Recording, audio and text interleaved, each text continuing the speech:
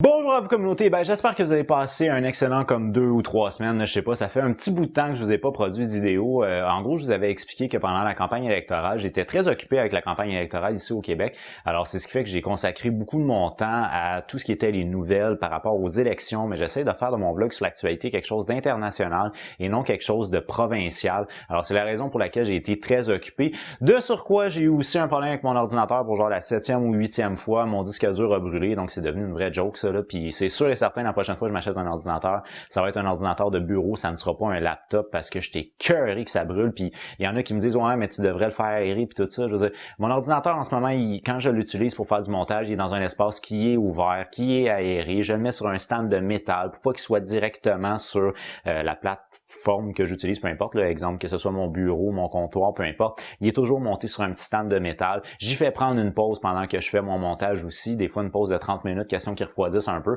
Fait que c'est ce qui fait que j'ai vraiment des problèmes avec ça. En même temps, mon ordinateur est très vieux, donc c'est peut-être la raison qui amène à.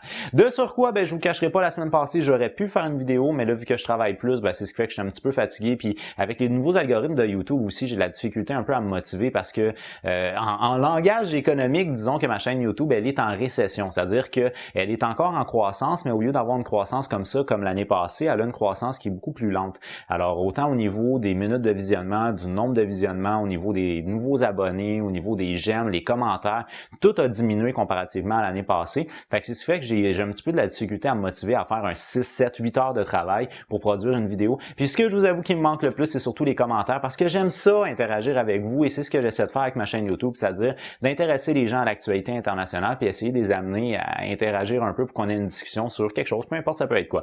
Alors, malheureusement, j'ai pas produit de vidéo la semaine dernière parce que bon, j'étais fatigué puis la motivation était pas là. Pour moi, YouTube ne doit en aucun cas devenir une corvée parce que je suis pas payé pour faire ça. Fait que pour moi, ça se doit être un passe-temps qui est un passe-temps agréable à produire. Maintenant, j'avais une petite demande à vous faire, à vous, communauté. Alors, j'aimerais ça produire une vidéo où j'explique un peu ce qui s'est passé par rapport à l'élection 2018 ici au Québec. Les sondages avaient mis que la coalition Avenir Québec allait probablement gagner l'élection, mais soit de manière minoritaire ou soit par une majorité mince. Et finalement, il s'adonne que la coalition Avenir Québec a gagné avec une forte majorité quand même. Si je ne fais pas erreur, je pense que c'est 11 sièges de plus que la majorité qui est exigée pour obtenir la majorité à l'Assemblée nationale. Alors, je suis curieux de savoir si vous avez voté pour la coalition Avenir Québec. Qu'est-ce qui vous a convaincu, vous, de voter pour la coalition Avenir Québec? Qu'est-ce qui vous a charmé là-dedans? Est-ce que c'est François Legault? Est-ce que c'est la plateforme électorale? Est-ce que c'est des propositions particulières? Est-ce que c'est les candidats? Peu importe. Alors, je vous invite, si jamais vous avez la chance que vous, vos amis, votre famille, peu importe, quelqu'un a voté pour la coalition Avenir Québec,